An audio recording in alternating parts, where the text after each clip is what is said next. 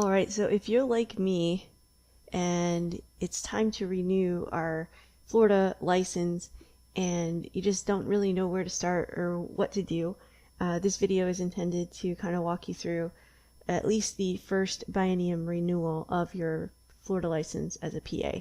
I just went through all the steps, and so I thought I'd make a quick video just to walk you through all of the necessary steps to make sure that you can get your application through as soon as possible. So first off, you want to come to the Florida Board of Medicine website, and you want to look at PAs and kind of what the requirements are, what the process is for renewal. Up here at the top is where you will click when you're ready to renew, but there are a few steps we need to do before. And I guess if all of this is just too much for you, you can always decide to change profession, which I think is pretty funny. So the most important thing, or the most crucial step that I found, was really making sure that I entered in all of my CME requirements prior to renewing online. And I think Florida makes it easy because they track all of it through a website called CE Broker. And so I'm going to walk you through what all is needed. This is my first renewal. It's been 6 months since I applied for my license. And so every time you renew, there'll be kind of a different requirement as far as CME. So very important to come and reference back to this page to look and see what is needed. Now for me, since this is my first one, I will need 2 hours of medical error CME.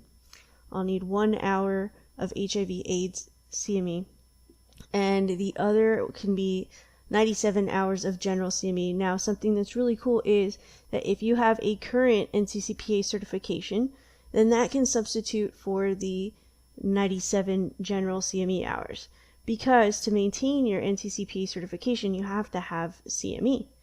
And one other thing to note is that the HIV/AIDS needs to be Category 1.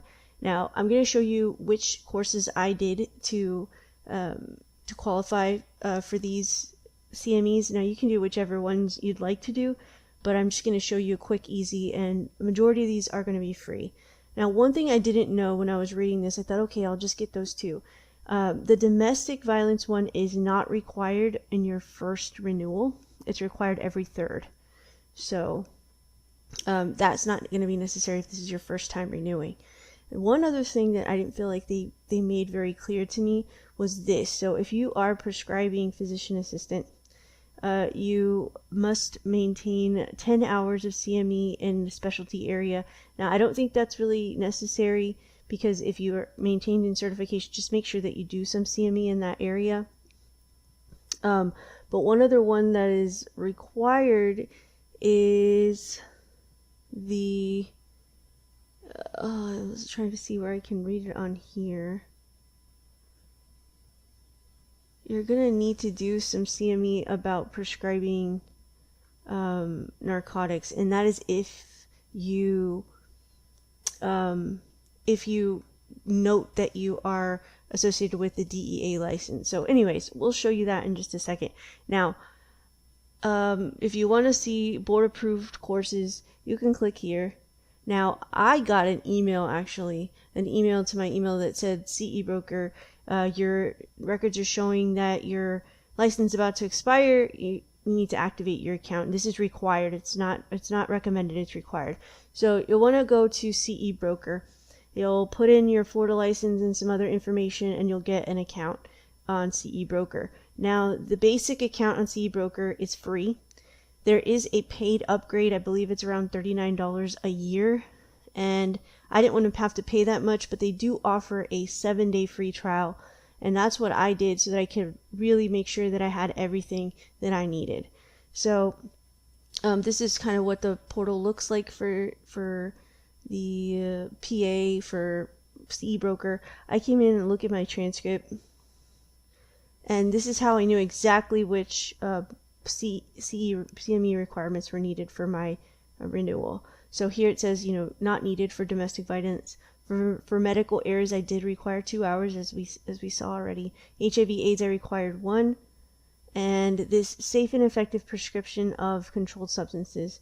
I had to do this because I am registered with the DEA Although I don't prescribe any narcotics right now, we do have to do this. And this was the only course that I actually had to pay for, because they're very specific about which courses you can do for the Florida Board. So let's start with the HIV/AIDS. What I did for that requirement was actually went to Pri-Med. And on here, if you go to Pri-Med, you can set up an account. It's free. And what I did was just search in here. I searched for HIV/AIDS.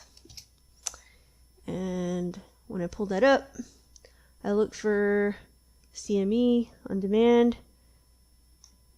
And I found courses. Now, I remember that I need 1 hour. So I tried to find a course that was, 1 hour's worth.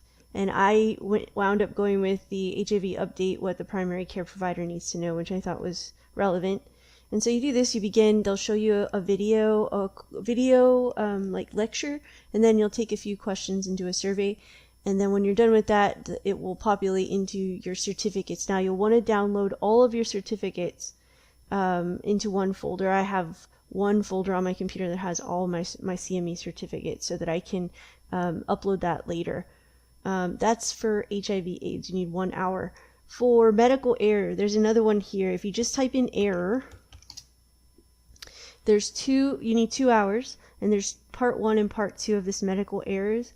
And so I did this one for part 1, and I did this one for part 2, saved the certificates.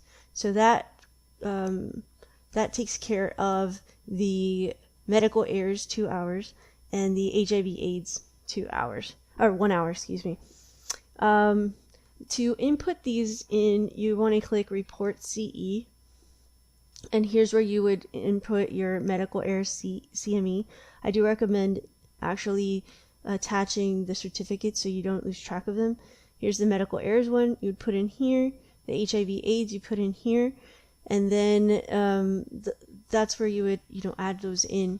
Now the third one that we need, if you are DEA, if prescribing physician assistant, is the safe and effective prescription of controlled substances. And this one's the one that was most particular. To do that one, I had to find one, and they're very specific about which ones that you need. And so I went up to find courses here, and I looked for subject areas. We needed safe and effective prescribing, and the one that I did, I needed 3 hours, so I just clicked this one, and that took me to another website, which is called NCCPA, and this one I had to purchase it. I used this tax 23 to give me a discount, so you might want to try that. And it ended up being close to $16 to take the course. It's all text-based. You have to read and then take a 10-question test afterwards. Then you need to print your certificate or save it into the same folder, and then I'll show you how to go ahead and input all of these back. So once you're done, you'll have the certificate that you can save and go into here. So anyways, now that we have all of those CMEs that are required, then we put them in. The only one that was difficult for me to do was this one actually auto imported, which was automatically put in there. It was hard to find, so it's good to know that they automatically import it, so that way you don't have to do it yourself. So I could go ahead and remove it if I wanted to, since I duplicated it, which is cool. Good to know. So once you do that, you want to come in here. I showed you how to report that. One other thing that you do need to place in here is your NCCPA certification, so that you can get credit for those other 98 hours or 97 hours. And so to do that, you need to go to NCCPA, NCCPA, and sign in.